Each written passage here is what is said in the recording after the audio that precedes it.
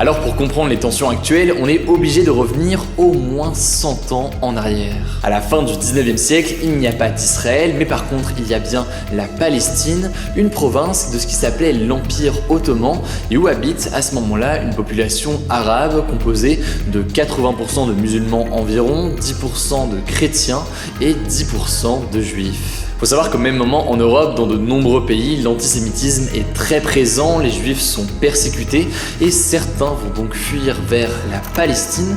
Pourquoi en Palestine et pourquoi pas autre part? Eh bien c'est un territoire qui est très symbolique pour les juifs car il correspond, selon la tradition juive, à la terre promise par Dieu à Abraham, le père du judaïsme, et à ses descendants. C'est donc à cette période que va commencer à naître un mouvement. Ce mouvement, c'est ce que l'on appelle le sionisme. Concrètement, le sionisme, c'est quoi? C'est un mouvement politique qui a pour objectif de donner aux Juifs un territoire national dans la région où se trouve la Palestine.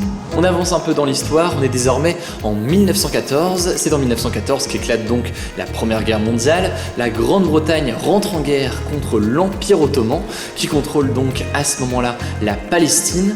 Et en plein conflit, eh bien, le gouvernement britannique promet aux Juifs de son pays un foyer pour eux directement en Palestine. En 1918, la Première Guerre mondiale prend fin, l'Empire ottoman s'effondre et 2 ans plus tard, c'est donc le Royaume-Uni qui prend le contrôle de ces territoires palestiniens.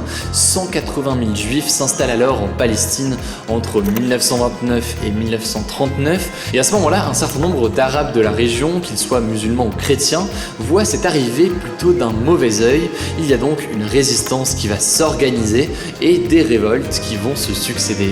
En 1939, la Seconde Guerre mondiale éclate, 6 millions de Juifs sont tués par les nazis. L'immigration juive vers la Palestine s'accentue et avec ça, eh bien, les tensions entre Juifs d'un côté et Arabes de l'autre côté ne s'arrêtent pas dans les années qui viennent. En 1947, pour tenter de calmer la situation qui est logiquement très tendue et complexe, eh bien l'Organisation des Nations Unies va adopter à ce moment-là un plan. Et ce plan, en 1947, il prévoit la création sur le territoire palestinien d'un État juif, Israël, et d'un État arabe, la Palestine. The resolution of the Dutch Committee for Palestine was adopted by 33 votes, 13 against, 10 abstentions. Ce plan de l'Organisation des Nations Unies de création comme ça de 2 États est accepté par la communauté juive de Palestine, mais il est rejeté par la communauté arabe de la région.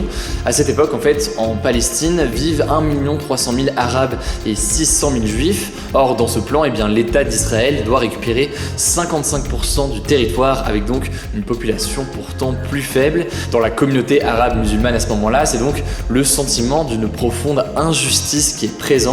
Une injustice puisqu'ils estiment qu'on leur vole leur terre. À ce moment-là donc les désaccords sont nombreux, rien n'est acté et pourtant quelques mois plus tard, le 14 mai 1948, Ben Gourion, un des leaders du mouvement sioniste, proclame la création de l'État d'Israël sans l'accord donc des autres pays arabes de la région.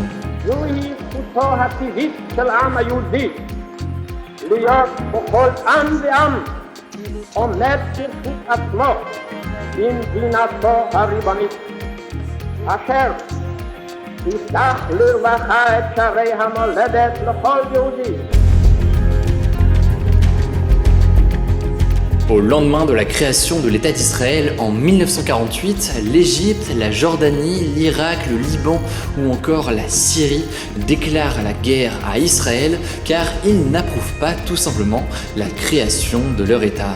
Cette guerre, c'est ce que l'on appelle la première guerre israélo-arabe. Elle a duré de 1948 à 1949 et l'objectif de ces pays, c'est de reprendre la main sur les territoires attribués à Israël pour faire en sorte de créer une Palestine arabe. Au bout d'1 an, eh bien, Israël va gagner la guerre et annexer la moitié ouest de Jérusalem, une ville qui est donc pourtant, je le disais à l'instant, sous contrôle international, mais donc ce territoire va être annexé par Israël, ainsi que d'ailleurs une grande majorité des territoires qui avaient été attribués aux Palestiniens par l'Organisation des Nations Unies en 1948. Le résultat, c'est quoi? Eh bien, face à cette nouvelle perte très importante de territoire, plus de 700 000 Palestiniens vont quitter leur foyer et s'exiler dans les pays arabes voisins. Il y a notamment la Jordanie, la Syrie ou encore le Liban. Et cet exode massif, il a un nom, la Nakba, ce qui veut dire donc catastrophe en arabe. Bref, beaucoup de changements, beaucoup d'évolutions au fil de ces années, mais pour résumer, à la fin de la guerre, en 1949, il ne reste désormais que 2 territoires qui ne sont pas contrôlés par Israël.